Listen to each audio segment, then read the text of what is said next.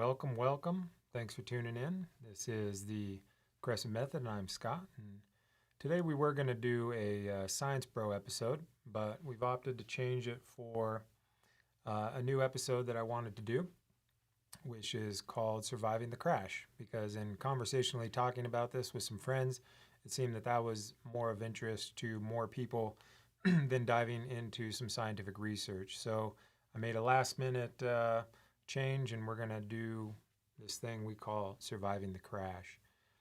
The goal of this episode, or this series, I guess, is to try and mimic something that I've been doing in my own personal life for literal years.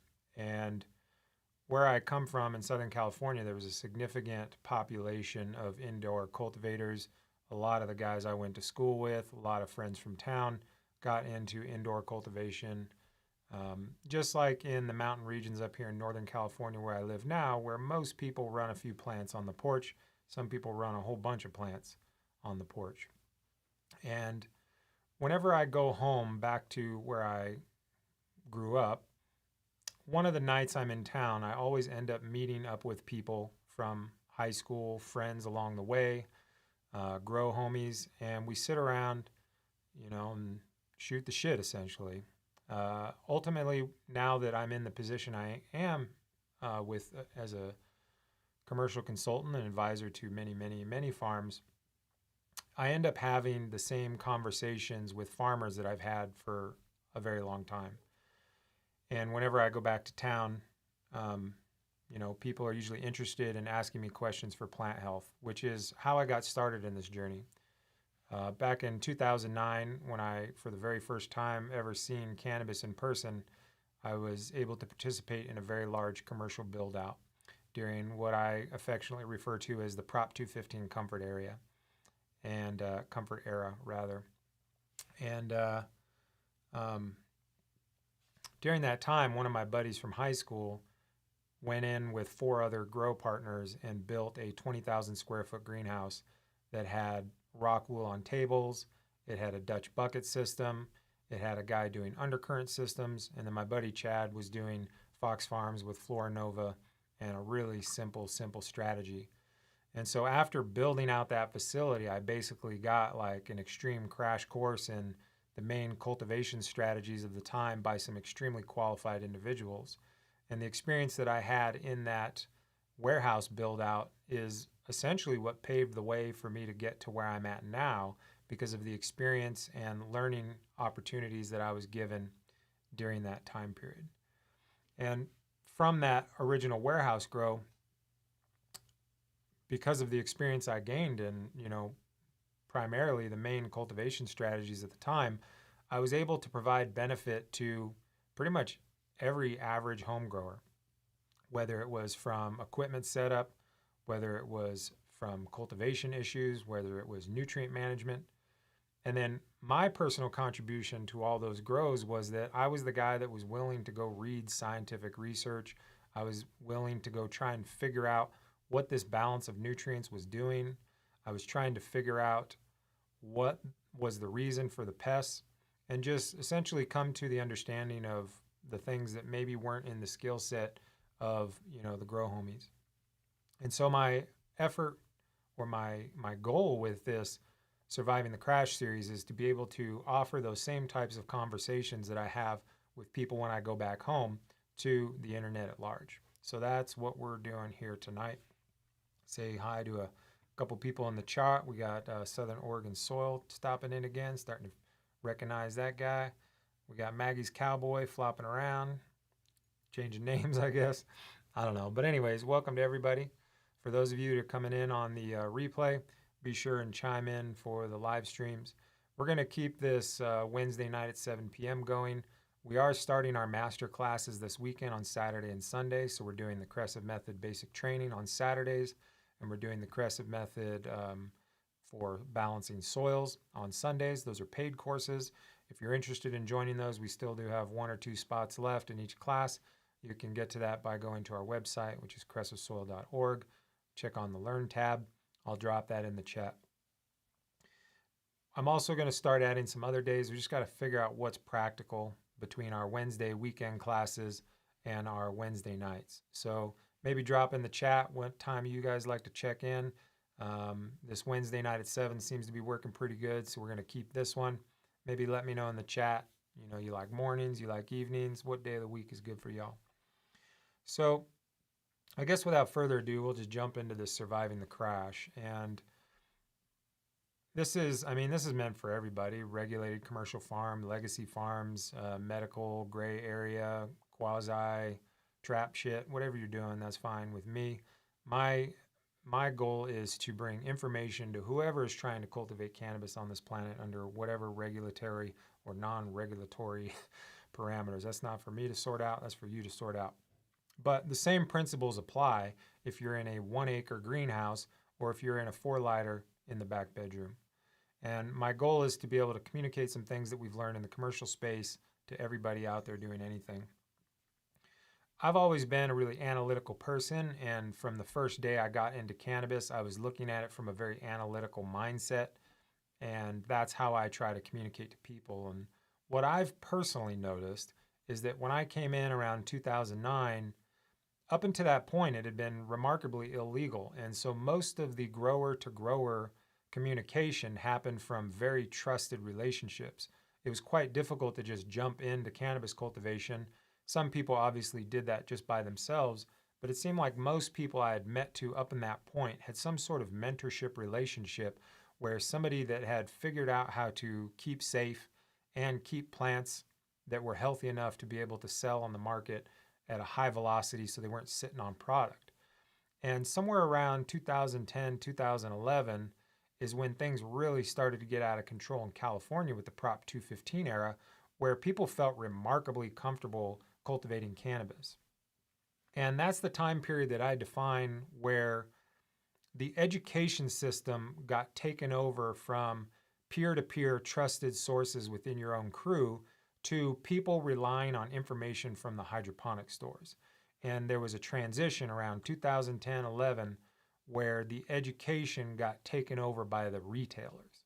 And I think this is a very important transition in cannabis in general because the filtering of education was now coming down from a retail to consumer relationship. And I think that dramatically changed how we do everything in cannabis.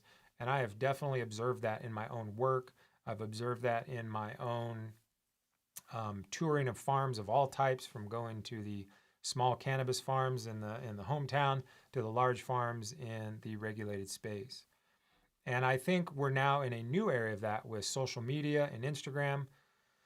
To be point blank, like, we're in just the land of bananas from my viewpoint, and people are doing all kinds of wild ass cultivation strategies that are literally just made up by people that are trying to sell you shit.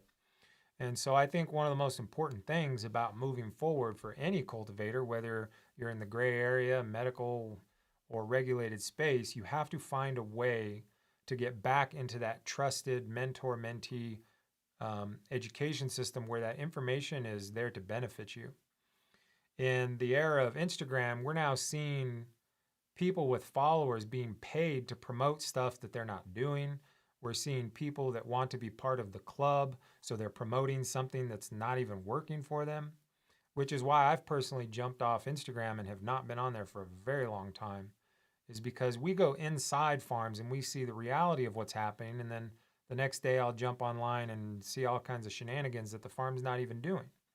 And in organics, it's particularly bad. So you just have a whole bunch of people kind of perpetuating a lot of the same, I would call it nonsense, to be point blank. And one of the things that I'm most grateful for is that original crew that I was able to be a part of went on to be very successful people in the cannabis industry.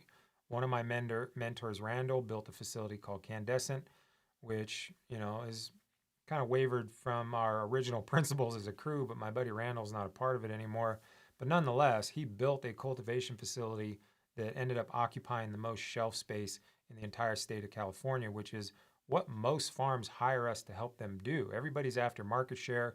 Everybody's after getting that storefront opportunity to have the transaction with the consumer. And, one of my very good friends and mentors was the first person to accomplish that. And within that group of peers with Randall and our other buddies, there was a couple really strict rules. And I'm not going to at all say that everybody was perfect humans, but one thing that was extremely quality about this group of humans was that you weren't able to just say shit.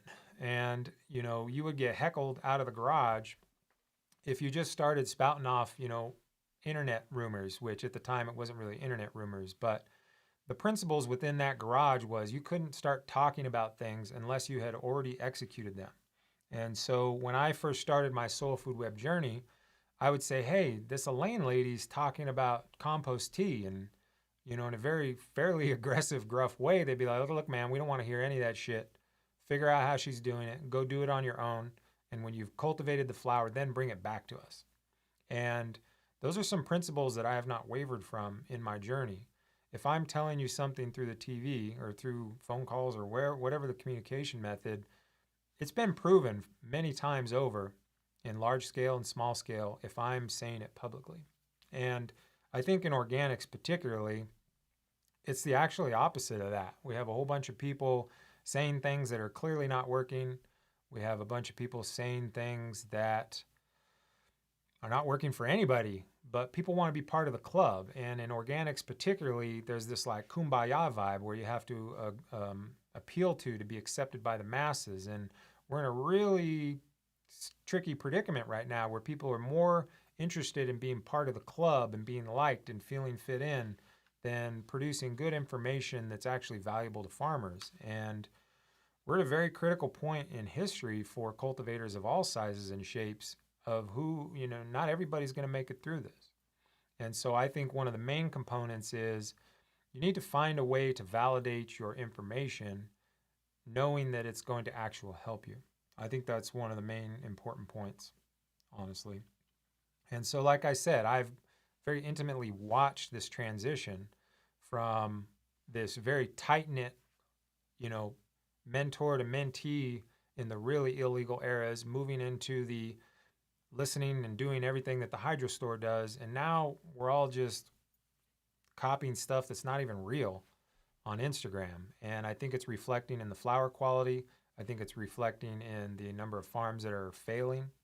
And it's something that really drives me nuts about the organic sector. And so the intention with this podcast is to be able to communicate to you, whoever's listening, in the way that my crew communicated to me in the garage. And it's not going to be sugar-coated. It's not going to be fairy fluffs. It's going to be real shit. And you're either going to appreciate it and like it, or it's going to offend you. And that just is what it is. Coach Cal makes a good point here, similar to the food. And I say this in the most loving, respectful way possible, but the permaculture world's got to get their act together. They're just remarkably manipulated by the desire to be associated with the guru or to be the guru.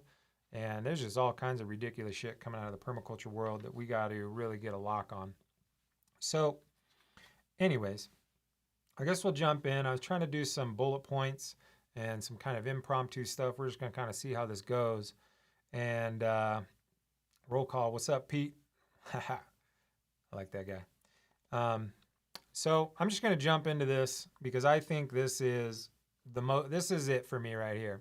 If you're trying to survive moving into the future, this is like some of the most important shit in my humble opinion. And this is what I affectionately refer to as getting clean. So this is the tolerance levels for pesticide residues in California, which is fairly similar to all states that come online and come regulated. And you might not think that this applies to you in the gray area, medical, quasi-trap shit, but it has everything to do with you because in the legacy markets, which I don't like to say black markets, I think that's kind of a derogatory term, and I like to say legacy markets, so we're just going to call y'all legacy markets. In the legacy markets, historically, it's been a by all means necessary approach. And people have just done some really horrendous poisoning of humans over the last 20 years or so. I feel it also got really bad around that 2010, 11, when you saw things like Eagle 20 really start to hit the scene. And what I personally am interpreting as one of the main issues with the flood that's going on right now is you're seeing commercial farms overproduce. Every single farm on the planet, it seems, has tried to solve the problem of the future with scale. And most people have not been able to really kind of keep things under control at the scale that they're at. And going up in scale made everything more problematic. So people are reaching to more and more chemicals. And I've seen it a million times in California where, if there's a bug problem, they make a late application of some nasty shit and they just kind of jokingly laugh about sending it east. And what you're seeing, particularly with California and Oklahoma, is there's a massive overproduction in the commercial market of mid-grade average cannabis, and that is clearly leaking into the legacy market areas. It's beyond the scope of this podcast to talk about how that's happening, but that is what is happening. And so you're seeing a tremendous overflow coming out of Oklahoma. You're seeing a tremendous overflow coming out of California. And this is really being problematic for the medical markets in other states because this mindset of produce and export is dominated the landscape, and that shit's coming to an end, I think, in a lot of ways. What I think is really affecting the legacy markets is this deal right here. So the product that is leaking out of the regulated markets, it has to abide by these rules, and it avoids you're supposed to be avoiding all these chemicals and pesticides. And I think most of the farms start out with the intention to not use any of this stuff. And so the product that's leaking into the, we'll say, undocumented market systems is remarkably free of these compounds. And if you look at the traditional legacy growers, they're actually full of these compounds. And, pretty much everywhere I've been in a grow, people are using Eagle 20, Avid, Floramite, all kinds of nasty shit that's on this list.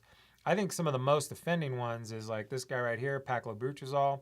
So this first list right here, this first block is stuff that has a zero, nothing. You can have nothing.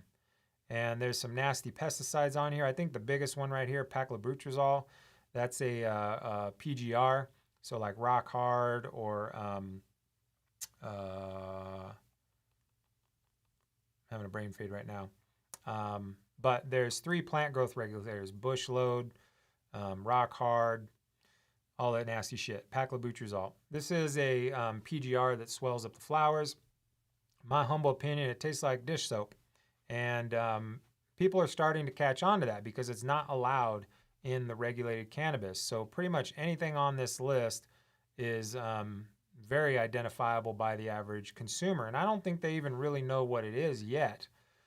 But from what I'm seeing, point blank, people are tired of their throats burning. And I think a lot of the legacy growers have become far too accustomed relying on things like paclobutrazol, abamectin, which would be like Avid.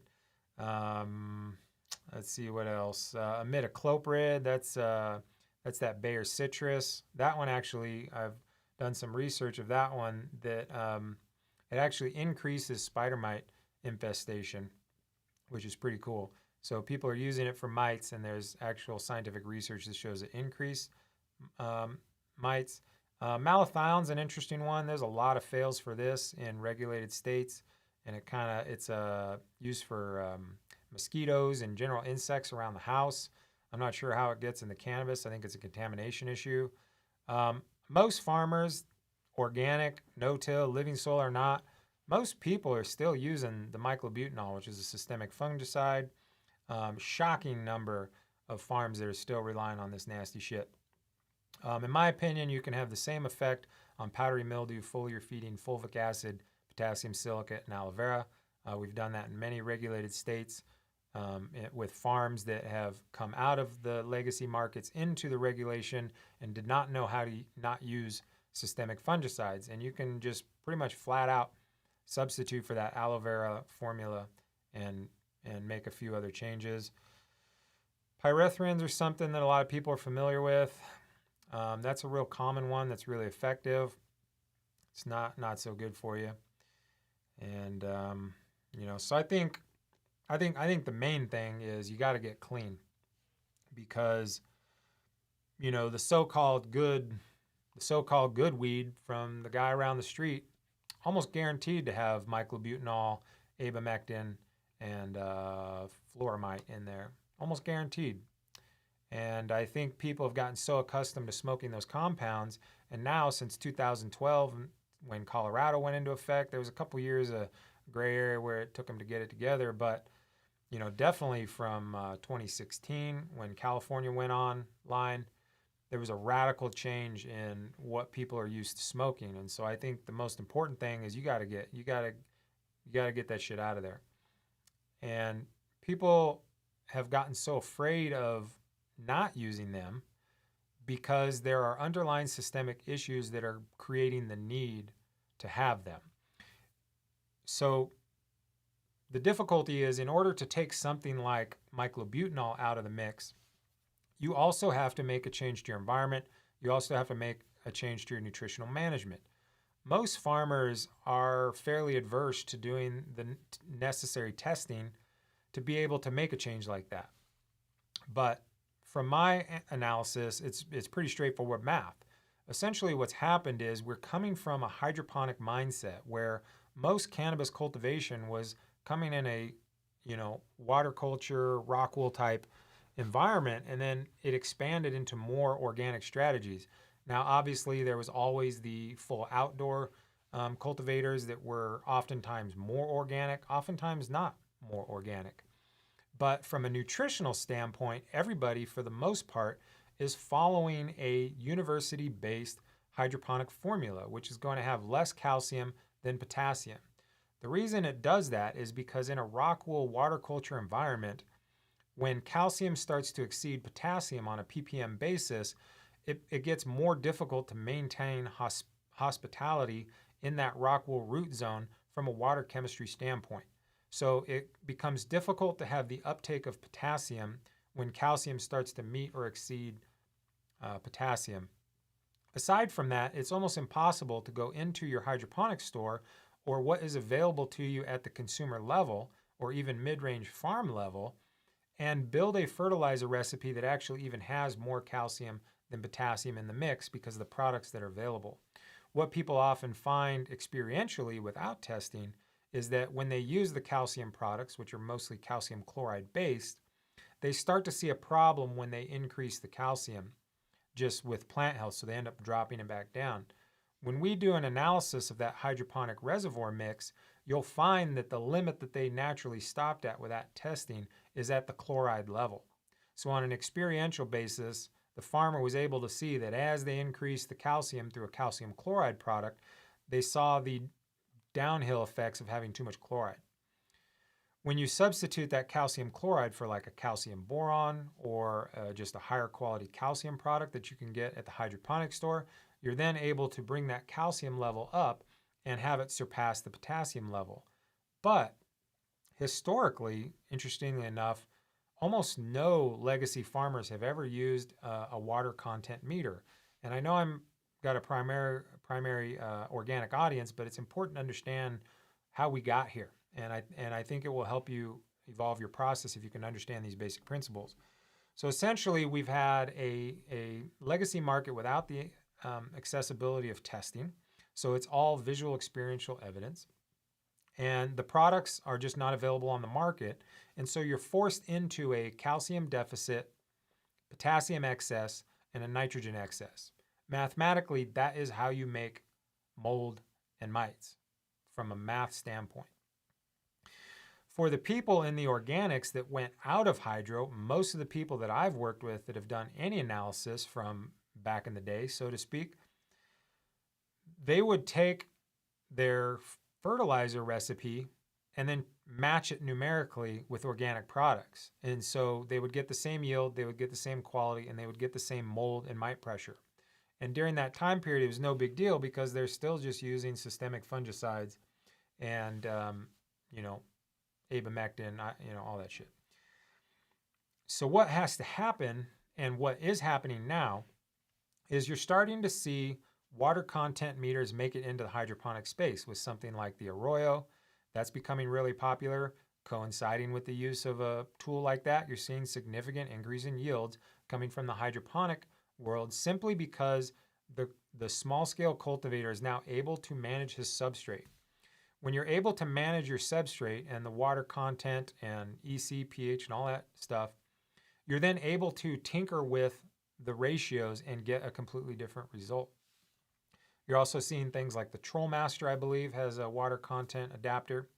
If you go to the food farmers, or rather high performance greenhouse growing food, a water content meter is pretty standard in that neighborhood. And when I've crossed paths with some of these Dutch growers and people from the more technological side of greenhouse cultivation of crops in a hydroponic media, they think it's absolutely ridiculous that hydroponic farmers are operating in cannabis without any of the water content meters. So the water content meters typically come as a handheld device. Sometimes there's a little, almost looks like an octobubbler. It has a main station. It'll have like 6 or 8 probes, and it works off Wi-Fi and Bluetooth. And so those tools are now making it to the cannabis space, which is having radical change in the hydroponic communities. If you then transition to the organics and you analyze that reservoir or that feed strategy, it's still mimicking the same ratios and balance that is coming from the hydroponics that's dysfunctional to begin with. And again, it'd be outside the scope of this podcast to explain why those numbers are imbalanced, but it has something to do with selling pesticides and who funds university research. But what you need to do as a cultivator moving forward is you got to get clean. In order to get clean, you have to get balanced. In order to get balanced, you need to do some testing. And, this is something that we do all the time in our consulting work. And when we do this testing, you find that there's a remarkable variation in all products from batch to batch, save for a few brands. Some of the products that we use are manufactured by a very high level specialty nutrient manufacturer. Those are almost always dead on. A lot of the powders are blended. Sometimes in the trace mineral products, there'll be a trace mineral completely missing. The product that we've been relying on for trace minerals for the last couple of years, for whatever reason, in the last year, their manufacturing has gone completely to shit. And we're seeing a trace mineral product with no iron in it. Iron is the center of the chlorophyll molecule. When you try to make up a liquid feed without iron in it, that is problematic. It doesn't matter how much iron is in the soil. If you're providing liquid nutrition, you need to have all those nutrients in there. You can't just take one out. So we're seeing the products that we've been relying on have some tremendous variations. So we've just made a switch. And people don't know this unless you're doing some level of testing. Most farmers have no clue how much their products vary. And this is what we talked about in the last episode. The amino acid nitrogen came up. And when we do an analysis of this, we'll see that, it's supposed to be 13.6 nitrogen, and it might be as low as 5. So if you've bought a batch and you keep increasing that product until you get the nitrogen result that you like, when you replace that and you get an 8 or a 10 or even a 13.6% nitrogen like it's supposed to be, you go right to that same volume, and you might not notice that you're now doing 3 times as much nitrogen as you did before. But now you start to have a spider mite outbreak, or you start to have a russet mite outbreak. And all of these things come down to getting an understanding of what is happening in your cultivation space. And I can understand that at the small scale, you're running a little 4-light back bedroom, things might be tight.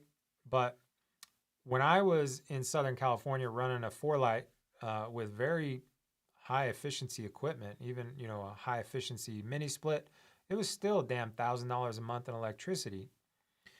If you can't find $42 to do a water test or $90 to do a water test when your electric bill is $1,000 a month, your priorities are completely upside down. Because if you make those corrections and you make those adjustments, there's easily 20 to 30% more yield in everybody's cultivation space. I think most people have no clue how much more above what they're already doing is in their space with just, a couple $100 in testing. So I think that's a very important thing, which also comes in line with efficiency. I think the main component for the small scale grower is efficiency. When we started getting into the commercial space, one of the primary services that I provided to commercial farms was help them figure out these numbers, because most of the cannabis cultivators were not super great at the numbers game. They had never taken any metrics of their operation. They had no clue what their cost of production was. And the people that were now on the numbers side and the money side, they live by these numbers and absolutely have to have them, no question about it. And there was a lot of crying and griping about the spreadsheet gangsters, so to speak. And I'm not saying they were all perfect, but those spreadsheets were needed to figure out what the heck we were doing and where the tremendous waste was. When I've helped a hydroponic farmer to analyze their cost of production, you'll see that the fertilizer input costs have been as high as $3.50 a square foot. So if you're a bottle guy and you're running Heavy 16 or Mills or House and Garden, if you're running advanced nutrients, you're looking at something like $2 to $3.50 a square foot of your flowering space. You know, not subtracting aisleways, just if it's 10 by 10, that's your square footage. But nonetheless, if you're running those heavy bottle nutrients, that's a tremendous cost compared to what other people are doing. The standard home gardener, most often, at least where I'm from in Southern California, is running GH. They might be running a micros and a hardener. The most common cost per square foot for that strategy is somewhere between $1.50 and $2 a square foot. The last one that I calculated was right at $1.65, and that is across the board. If you sub out to a bag salt formula and do a precise measurement, you can drop that all the way down to 60 cents a square foot. So somebody that's running like 9 or 10 bottles, running SBA, Mills, House and Garden, all that really expensive stuff, you might be as high as $3.50 a square foot. Now, if you transition that all the way to the complete extreme other end of the scale, and you take somebody that's doing like really water only, like actually doing water only, a lot of people say water only, but they're doing all kinds of other shenanigans. But if you really stick to a dry mineral top dress and compost extracts, you know, and a little aloe vera, if you do aloe vera and coconut water once a week, you can get as low as like 20, 30 cents per square foot to get much better quality. Now, at that 20 cents a square foot, you're not going to outperform the yield of somebody doing $1 to $3 a square foot with hydro, but you're absolutely going to have a more stable product. You're not going to be battling crop loss like in the hydro. So it's a much more stable system. I've said this many times. I don't know how many times I've said it publicly through podcasts and whatnot, but I would be so bold to say that the only cultivation strategy that has a chance at surviving long term is in the living soil community doing permanent soils. And that's obviously, this is where I operate, but you got to keep in mind that I've provided analytics and consulting advice to every cultivation type there is from every scale.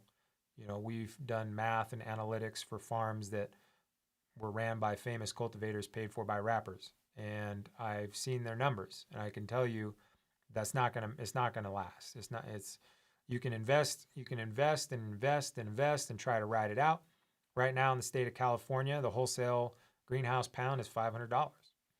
If your all-in cost is $850 per pound because you're doing a high input bottled strategy, you're now negative $350 on the pound. So, you know,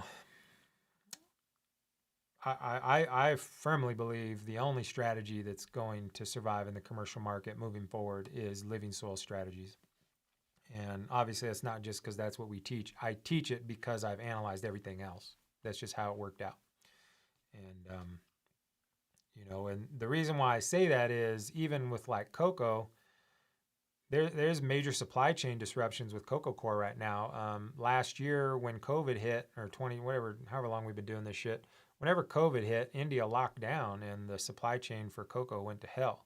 Making soil became a disaster. We actually took a pause on making soil for a little bit because everybody was acting like a pirate with all these resources. So even if you're doing organic into cocoa, I think that's going to be cost prohibitive moving into the future. And I feel like the only thing that's going to be able to be profitable moving into the future is some sort of living soil strategy with a permanent soil. I'm not saying you got to do water only. We definitely don't do that. We take a full fertility precision strategy in a permanent living soil while monitoring biology. So I think efficiency is going to be key. At the small scale, most importantly is is typically you're fighting your equipment. When I came into cannabis in 2009, it was commonplace to have air exchange. And the guys that had learned from the guys that had learned from the guys that had learned from the guys that were now top of the food chain were all doing air exchange. And I personally feel from the gray area markets, you're actually safer doing air exchange. People think that it makes you more vulnerable, but if you keep your carbon scrubbing up, you're actually slowly scrubbing and slowly releasing that odor a little bit every day, and it never builds up.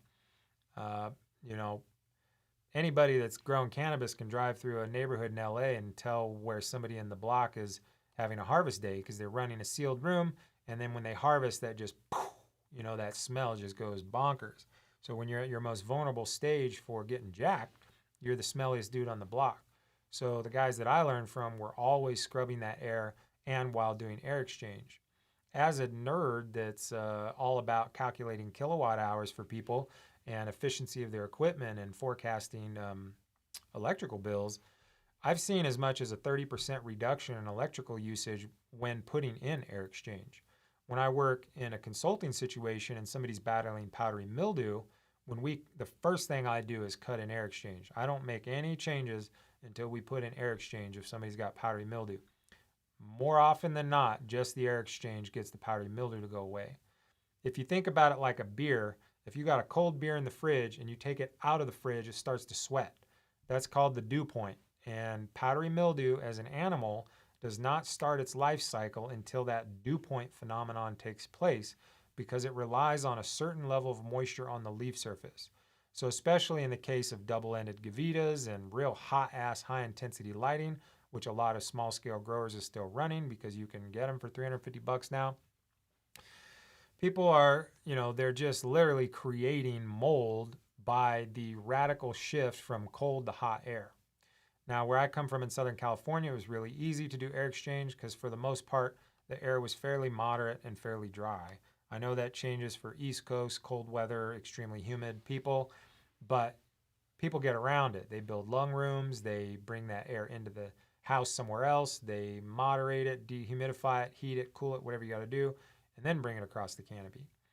By cutting in air exchange and turning it on at critical points before and after the lights come on, you can completely eliminate powdery mildew. And that'll allow you to drop the systemic fungicides, which now people are going to have a half a desire to smoke your weed. Like I said earlier in the show, people are tired of their throats burning, and people, frankly, are tired of being poisoned. So I think if you have any desire to maintain into the future, you got to stop poisoning people. And that's the easiest way to do it. Cut in air exchange, stop the proliferation of powdery mildew from a dew point strategy, and you just cut it out altogether. You also stop having equipment fight each other. So when you're at the small scale and you got a mini split system, if it's one of those you click it together and have the homies fill it up, that's like a 15 SEER efficiency, might be as good as a 16 or 18 SEER. If you get like a high-end Mitsubishi, those are like 21, 22 SEER. And that's like the difference of having like an 84 Cadillac and some like extremely fuel efficient car from last year. Those homie click together ones are extremely expensive, inefficient equipment to run. So I know it's a little bit difficult to get a higher end mini split in there that's way more efficient, but efficiency of the quality of equipment you buy is certainly part of it. And then especially at the small scale in the back bedroom grows, you're seeing window units, you're seeing home dehumidifiers, and most of that equipment is just maxed to the gills. If there's no air exchange in that room, your air conditioner is just desperately trying to hit the number that you put, and then the dehumidifier is running, which is producing heat. And so the dehumidifier is creating heat that your air conditioner is trying to cool. Your plants are stressed out, so they start to sweat. Cannabis always deals with stress, with transpiration. So if your grow room, even though it might be 74 degrees in there, it's actually quite hostile and stressful for your plant. And your cannabis plant is going to always deal with stress with transpiration, which is then going to need to be dehumidified, which is then going to need to be cooled. If you put those little, what the hell are those things called? Kilowatt? I think it's a kilowatt. I get super nerdy, y'all. I like numbers. I like spreadsheets. I like efficiency, and I like to be able to speak intelligently when I go to a commercial farm about what things cost. And so I've put kilowatts on all my equipment. And if you put it on your dehumidifier and you do a before and after with air exchange, again, it's like 30, 40%. So you gotta stop fighting the environment. I think you see a lot of people crank the mini split. They'll set it to like 60. It can only take it to 74. Just set it to 74. When that mini split is just constantly running and constantly running and constantly running, it's extremely inefficient. It's not only hard on the equipment, it's just becomes significantly more electrical draw. And I'm not an electrician or an equipment guy, but I think it has to do with managing heat and the thing being overworked, and it needs a legitimate on and off cycle. So I think, just setting your equipment to the range that it's capable of managing, and then try to get near the VPD chart of that temperature range. I'm not saying match the VPD chart if you're in living soil. I don't like that at all. I think you should at all times keep it below 60% humidity. But what I'm saying is if you can only keep it 80 degrees on your back bedroom indoor grow room, run it at 80 degrees and then try to manage the humidity within that 80 degrees. Cannabis plants grow perfectly fine where it's 110 degrees. You don't need to have it 74 or 62. It's not the Bubba Kush era where we got to crank it to 62 degrees to try and get some purple out. Here's a question from the chat. Do you use aloe and coconut for living soil? Absolutely. We put aloe vera in the foliar feeds. We also put it in the soil feeds. Coconut oil, coconut powder, we're using less and less, simply just for no real particular reason. But I did sit in on a really interesting conversation of the importance of having cytokines in the foliar feeds. And I can't pull the science off the top of my head right now, but there's something about the uptake of other nutrients where cytokines are involved. So some people have been a fan of putting coconut water powder into their foliar feeds, and they were clearly seeing the benefit of those foliar applied cytokines. My objection to foliar feeding coconut water was it left a sugary, sticky residue, and in an effort to be conservative, which is always what we are, is I just felt uncomfortable spraying sugary powders on the leaf surface when we were starting out consulting and trying to navigate people away from powdery mildew, essentially. And yeah, the Paclobuds, everybody's growing that shit though, There's a lot of hardeners out there, and nobody wants that shit anymore. So I think the main keys are getting clean. People are tired of smoking that shit. You got to get efficient. You got to figure out what it is you're doing. I'm not saying you got to be a super spreadsheet gangster, but like you should know where your money's going. You should write things down. It's really common for small scale growers to never write anything down. You got to at least write down how much water you're giving, keep metrics. We write down everything. We make little charts and we keep track of when we feed, we keep track of how much we gave, we keep track of what recipe that was, and then we log the recipe, and then we look back at that at the end of the year.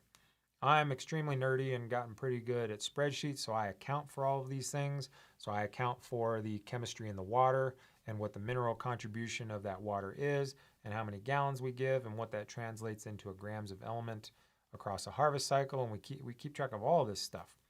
I'm not saying you got to do that, but you should at least know where your money's going. You should at least know what you're spending, and you should at least kind of start to wrangle in some of these costs so that you can be financially viable. For the farms that are hiring us in the commercial space, they're all aiming for a $400 per pound all-in cost. And an all-in cost means your rent, your electricity, your nutrients, your labor, any other costs, bagging material, trim crew would be an all-in cost.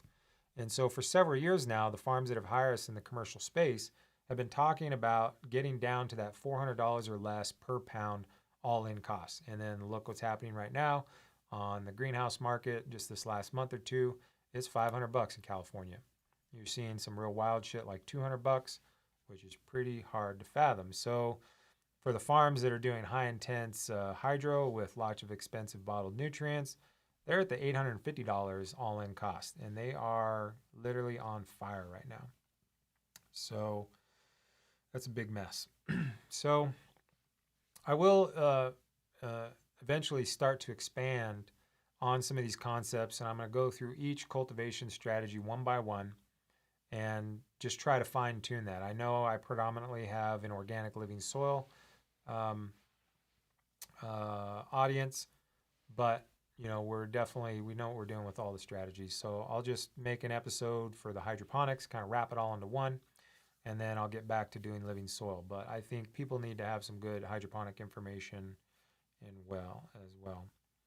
So this is the question: would you air exchange a 900 square foot, 12,000 cubic foot room? I air exchange everything. So the way that you figure this out, I guess I didn't really set up for doing math, but essentially what you want to do is you want to calculate the cubic foot capacity of that room.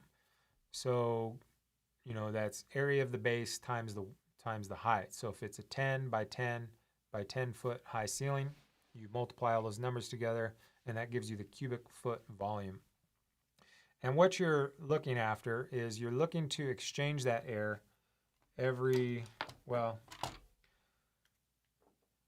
something between 3 and 12 minutes is what works for us. When we were on the small scale running 12 by 12 bedrooms, so that's 12 by 12 by 8. So that's 1,152 cubic feet. 12 by 12 by 8. Yeah. So a back bedroom of a typical suburban home in California is 1,100 cubic feet. And if you get a traditional 8-inch inline fan, those usually are like 650 to 850 cubic feet per minute. I'm never an advocate of running things all the way up. So I would put they call it a rheostat, or it's the little volume knob for the electric fans. Always run those on your fan equipment and turn them down. So I would run a fan at like 75% capacity. So 900 square foot, 12,000 cubic foot. So let's see, 12,000 divided by 5, that'd be 2,400 cubic foot per minute. That's hauling ass. So let's do 12,000 divided by 12. So that's 1,000 CFM. So you could probably get by on like a 10 or 12 inch inline fan. Let's see what those are. Let's go to CFM inline fan 10 inch. Vortex inline fan 862. So yeah, you're looking at like depends on what you get. Hurricanes 10 inch. So it's saying like the 10 inch fans are only around 700, 800 cubic foot. So let's see. So let's do 12,000 divided by 760. So a 10-inch fan would do it every 15 minutes at full speed.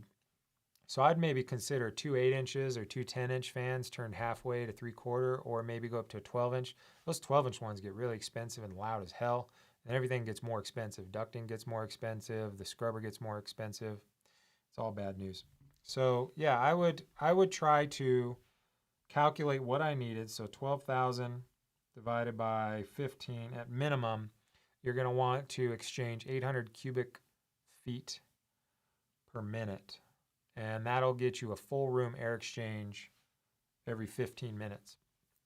And what I personally do if I'm setting up indoor grow rooms is I like to put a big scrubber up high. So I would put like the big old mongoloid one, and you hang it up high, and you put it at one end of your room, and you put the fan on it, and you put just a little bit of an elbow on it. I don't like to do too much ducting because you restrict it, and every time you turn it, you cut the airflow in half. So what I normally do is, like, if this was my room, I would hang the filter all the way to here, then I'd put my fan, and then I'd put a little elbow on it to have it come this way, just to kick the air so it spins. I guess spins. It's hard to do it backwards. Anyways, you get the point. So you want the air to spin. So you're constantly scrubbing the air and putting a current on the air in the room. So the scrubber is just constantly running. I would use like an 8 or 10-inch fan typically in a smaller room, run it about half speed, and put a big scrubber on there. And I would normally hang it from the ceiling through the studs. We'd screw in eye bolts. do it safely so you don't kill yourself. But I did a lot of construction and hanging big ass things off the wall over people's heads. So I feel perfectly comfortable putting eye bolts into the stud and hanging a scrubber up and not feeling like I'm going to die, and put a spin on that room.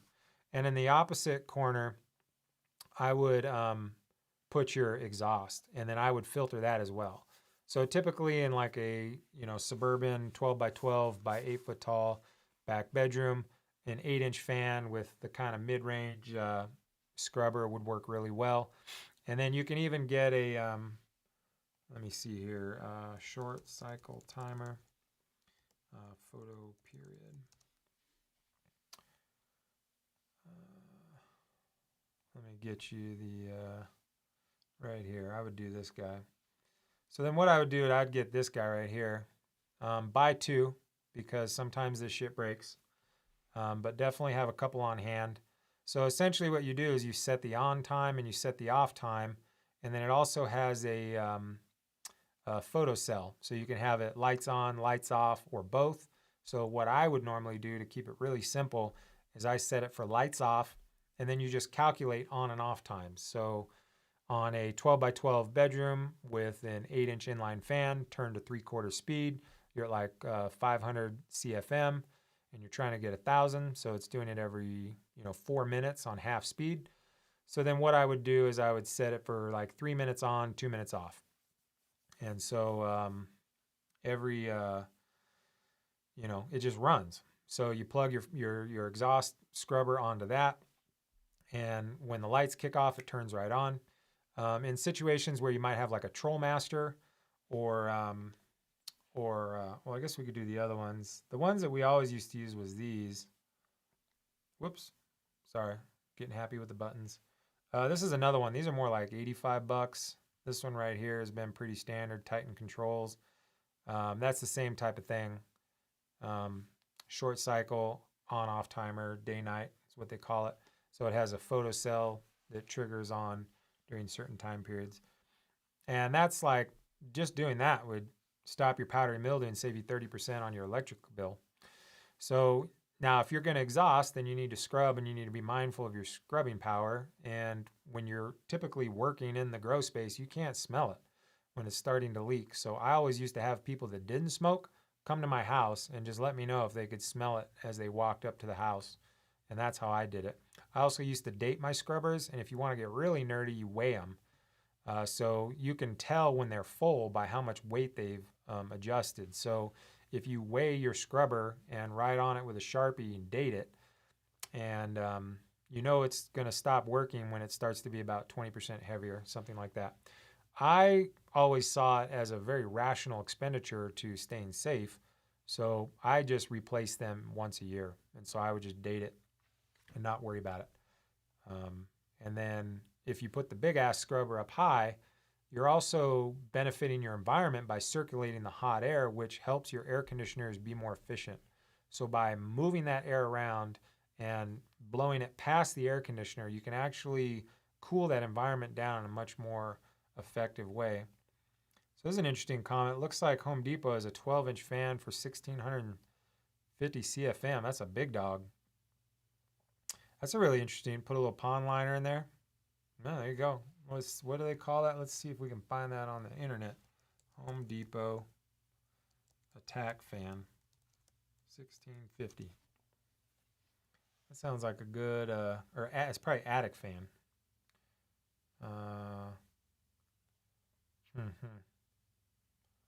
We'll have to be a little bit quicker on the internet next time. So let's see, 1,650 CFM inline fan. Let's see if that pulls up. We got some monsters in there. Huh. So I don't know where this guy's living. But anyways, this is the type of shit we're talking about. You definitely want to put in one of those. I tend to not go super big. If you go really big, they get really expensive and really loud. I try to always keep noises down because it's just exhausting. All the noise is really, you want to try and cut down the noise as much as possible because it's wears you out. So we've crossed paths with pretty much all of them. I think most of them are all made by the same place. So most of the amino acid nitrogen products are soy based, so they're coming from a hydrolyzed soy protein. The one that we use the most often in the commercial space is called fertinitroaminos, but they all just trickle down. I think they're all bagging up the same product made by the same people. Um, I have not tried hemp protein powder on plants. I've definitely consumed it in my athletic career, and whey protein and pea protein. Pea protein works really good, but good God, that stuff tastes like shit. Um, I currently take a product called Tennant, Dr. Tennant. That stuff is absolutely amazing. We would not be able to survive on the road without that product. So yeah, I'll give a couple bits here to see if there's any other questions in the chat. I think that's about all I had planned for today. We're going to be expanding this topic deeper, and I know it's all GM. I know. See, I know. Soy is GMO. I know. It sucks. So if it's GMO, you're also getting glyphosate. How much glyphosate are you getting in your amino acid nitrogen? And how much are you building cells and DNA with glyphosate? Glyphosate is built on the glycine molecule, which glycine is what your body uses to build DNA, and the ATGC, those are the 4 amino acids, glycine.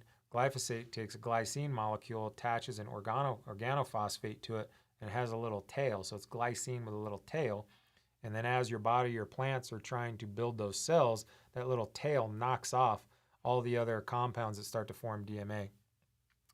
Max Air 1650. Let's see if we can find this boy.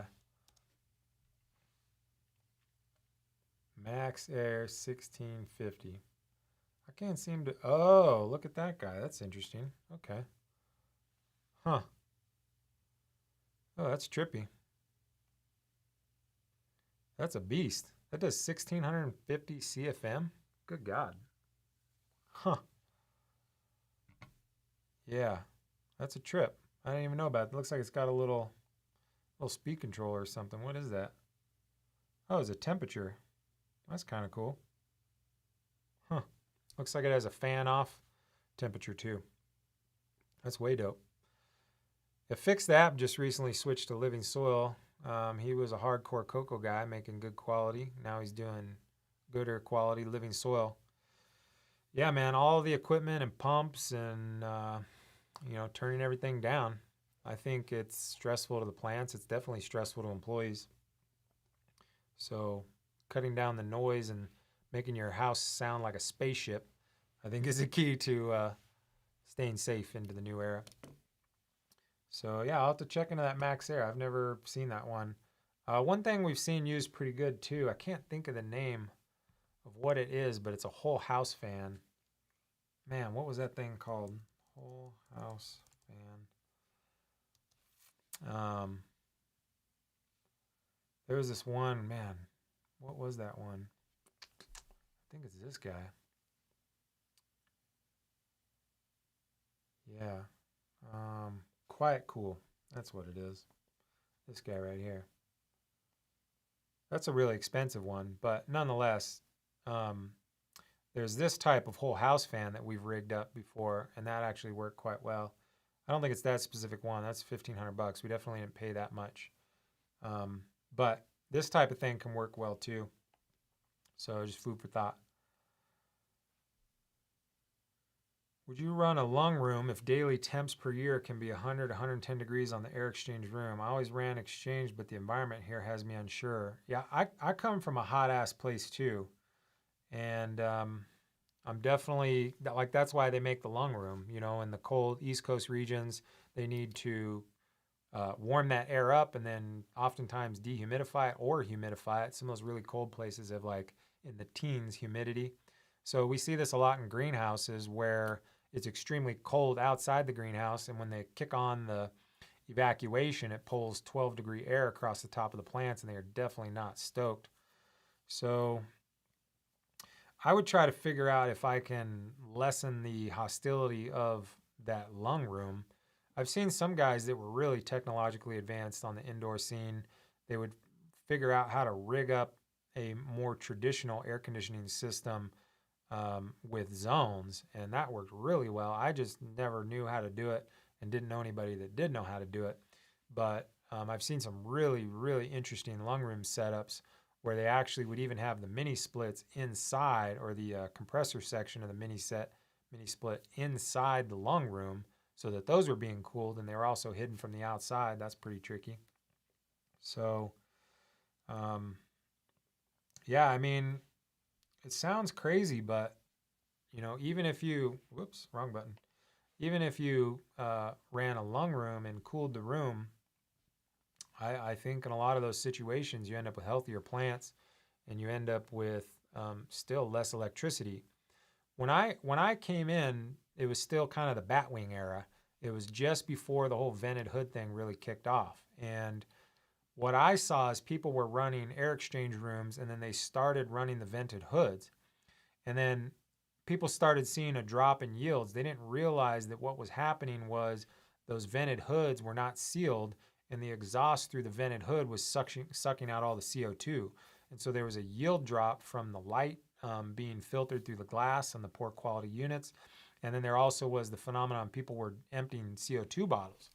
And so there was like this excessive reaction to a problem that was with shitty Chinese hoods, and people went back to sealing up those rooms. And again, this was advice from the hydro stores. People were saying the stores telling me their clients are getting better yields, and it's because they weren't sucking the CO2 out through crappy sealed vented hoods. So I still am,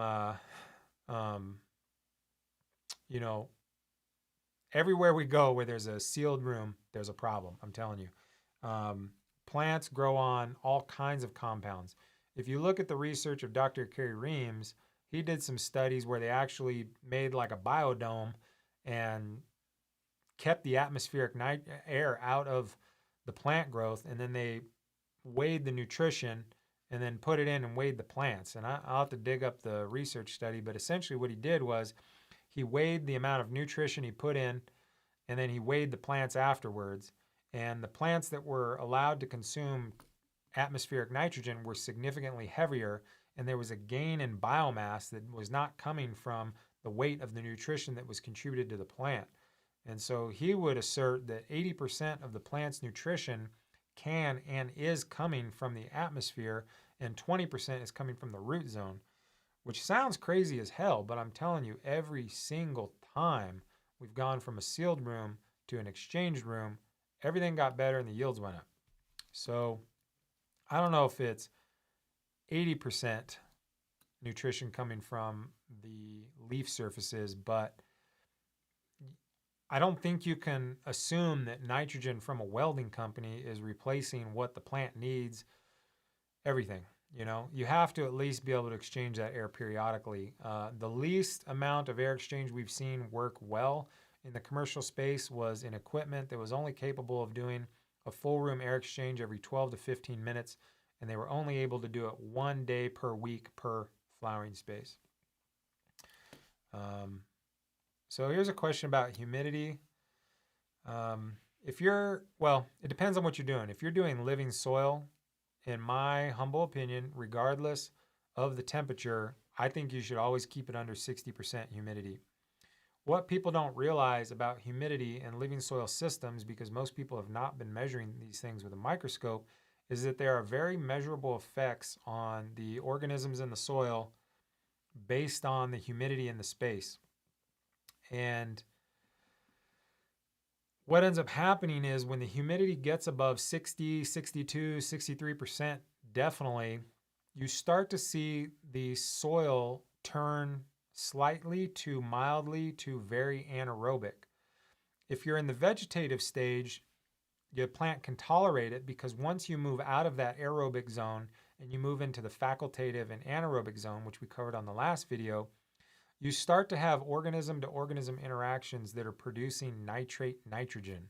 And so these are all your ciliates and anaerobic organisms that are producing nitrates. So in the vegetative state, the plant can tolerate it, it can consume it, and you can get those lush vegetative growth. If you go onto your Instagram and look at the people that advocate high VPD numbers and high humidities, Notice the ratio of photos they show in veg to the photos they show in flower, and notice how many times, if ever, they do a full canopy shot of latent flower. In my personal experience, the people that run high humidity battle powdery mildew and flowering, or they battle mold, so they tend to take limited photos and they tend to focus in close on the cola. They'll almost never take a full canopy shot. That's why. So it works great in veg. They show these amazing, luscious, boisterous, big old booby plants in veg from this high humidity and the excess nitrate. But as soon as you start to get into week 2 or 3 of flower, all hell breaks loose. So at 78 to 82%, oh yeah, if you're doing living soil, you gotta ditch that. You gotta definitely ditch that. That's yeah, totally. And there's been some trouble in that room. I would definitely try to figure out how to cut in some space. What I personally like to do is I like to get a, what do they call it? It's a ducting fitting that looks like Abraham Lincoln's top hat. I can't remember what it's called, but it has a little sticky layer. And you take the little tool for cutting out a can light and you carefully cut out a hole in the closet, and then you stick that little top hat, some sort of adapting filter or adapting, God, what is that thing called? It has a special name. I'll think of it and drop it in the comments. But nonetheless, cut a really nice, precise hole, save the donut in case you got to leave. You want to be able to put it back. To put it back, all you got to do is put a little piece of wood in there, a couple wood screws, sink them in, putty that thing up, hit it with a little texture. Nobody ever knows. Make sure you put the filter that's scrubbing up on some cinder blocks. When you put your scrubbers on the ground, the bottom third fills up with dirt, and you waste your filter and you waste your ability to actually scrub that air. So in this case, if you're going to exhaust that air, you want to make sure that that thing is working properly and is clean. I would usually make a little platform with cinder blocks, and I'd get a combination of blocks and a combination of the top cap, and I would make a little platform and set it up and cut your ducting all nice and beautiful. That's what I would personally do. Yeah, so there you go. There's plenty of CO2 in the air. I think a lot of cannabis farmers have to run so much CO2 because they're missing all those other atmospheric compounds that the plant is using. And so it takes a lot more energy to produce the compounds that it needs to stay healthy. So right on, Mr. Kaz. I'm glad you are enjoying because, yeah, flange coupling. Maybe that's what it is. Flange coupling duct. Maybe that's what it's called. Yeah, there it goes. Takeoff. That's the weird word. Takeoff. Here it is. Takeoff. That's what it's called. This is a 6-inch one, but nonetheless, 6-inch airtight takeoff. So it has a little flange on it, and you cut your hole really carefully, and then you stick that thing on there lined right up, put a couple screws gently.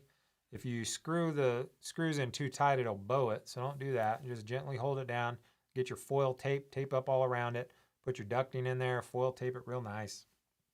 You'll be titties. Let's see. So I'm not sure quite what this actually means. It says, have you worked on any commercial rooms with Inspire transpiration? I'm not sure what that is. I think Inspire transpiration. Let's type that in and find out what it is. Oh, Inspire transpiration. It's a type of purpose-built HVAC. Let's check this out. It's kind of interesting. This is not a sponsor of the program. We're just checking shit out. I don't know what that is. What do they do? What is a purpose-built products? Huh. So it sounds like probably what this is look at that. It's got an exhaust. Trippy. Huh. I never heard of that. Huh. So it looks like, yeah, that's really interesting. So this one's kind of interesting, refrigeration units. Yeah. How the type of equipment you use is key. There's some new stuff coming out for the commercial space, especially. It's not going to make it to the small scale grower, but the issue you have with any sort of HVAC system is when the air conditioner drops the room down to the desired temperature, it shuts off the condenser and it stops dehumidifying. There's a little bit of dehumidifying that comes from the air conditioning running.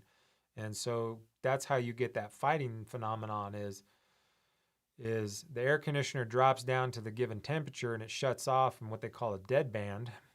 And then the compressor stops the small amount of dehumidification that the AC was doing. And then that causes the humidity to rise slightly, but not the temperature. And when temperature drops, humidity goes up because they're interrelated. And then the dehumidifier kicks on because now the humidity is rising. Then it creates heat, and then you start that cycle. So refrigeration units is interesting. Maybe drop a link to what you're talking about in the chat. That sounds kind of cool. So it sounds like that Inspire thing is an all-in-one dehu, AC scrubber, UV. That's pretty cool because there's a lot of problems with traditional HVAC systems. So you can hook up two. So you're saying you can hook up two cooling zones off one compressor. That's kind of cool. Again, I'm not an HVAC guy, but that's what I would do. And yeah, dew point. Just to recap, in order to keep selling your cannabis on the open markets, you got to get rid of powdery mildew. You got to get rid of systemic fungicides. In order to get rid of both of those, you got to get rid of the dew point. In order to get rid of the dew point, you have to stop the radical transition from hot, dry air to cold, wet air. And air can only hold so much moisture at a given temperature. And as the temperature drops, the ability to hold that moisture becomes lessened. And then that moisture that was being held in that hot air becomes dew. You might not see it on the window like it's raining outside, but the plant sees it on the leaf. That triggers the life cycle of the powdery mildew organisms, and all hell breaks loose. So I think we've gone about our hour goal. I thank you all for tuning in. If you're on the replay, touch us out on the next live. We're going to be keeping this going on Wednesday evenings at 7 p.m. Pacific Standard Time. And we'll be adding another series called Professional Skills, where I provide insight to those that have an intention to be a professional advisor, whether it be soil, food, web, or otherwise. We'll probably start kicking that off next week. And once again, our master classes are firing up on Saturday. So we're doing our consulting package, teaching farms how to execute our method of cannabis cultivation. That happens on Saturday. So there's 1 or 2 spots left for that. If you want to jump in, go to our website, click on the Learn tab, and check out the master classes. On Sunday, we'll be starting the first day of the mineral balancing school, in which I'll be teaching people how to do mineral balancing of the method that I have applied in my commercial consulting work. And we'll provide you calculator tools and the ability to do your own mineral balancing from start to finish. All of our master classes will be giving students an access to our private forum for a calendar year, because we found that once you've been introduced to information, it takes time for that information to settle in and for the situation with which you would see that information to practically apply it. And that's when the real learning happens. So all of our master classes are going to be 5 weeks long. We're going to meet for an hour or 2 of instruction and then be available for an hour or so of live Q&A. And then we will be available in our private forum for any questions or concerns. My goal with the soil balancing class is to help people really manage the fertility on their farm. And for those people that want to provide mineral recommendations to other farmers, they will have the tools. They will have my analytical calculator tools and reports so that you can offer that as a service yourself, because that is something that is massively lacking in the industry. There's only a handful of us that do it, and there's far more need than I think people are capable of doing. And we just want to be able to get all the farms the information that they need. So thanks to everybody that's tuned in. I appreciate you as well. Thank you, Bericlesius, however you might say that. David King, thanks for coming in, a.k.a. Maggie's boss or horse or whatever the hell. And Jonathan, thanks for coming, you too. And we will peace out with a Champion Cup for you and the homies. Peace, homies.